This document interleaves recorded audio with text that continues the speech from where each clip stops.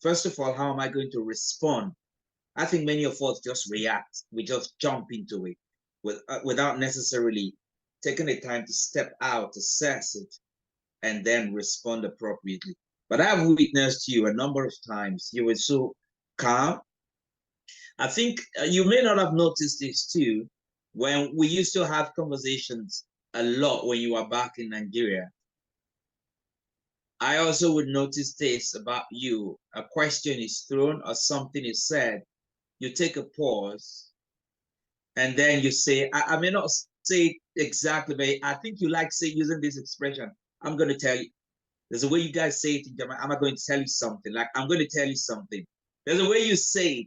So, but my point is, I've noticed that first you calm, and then you say, it's like you take those few seconds to think and say, okay, how am I going to respond to this? And I think it's a very powerful thing, especially even in the space of communication and public speaking, right?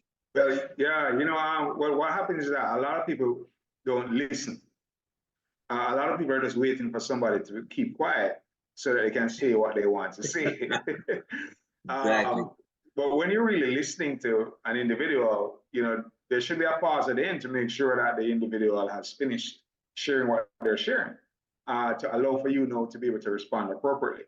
And you can't really respond if you're not listening, because what ends up happening is that you're just reacting to maybe something that was triggered within you in the context of what the person may have said.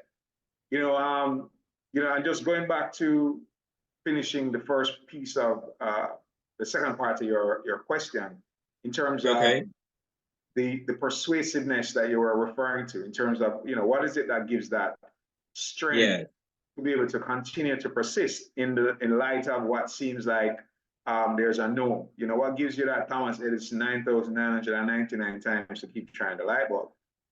And that comes back again to the same practice, silent meditation.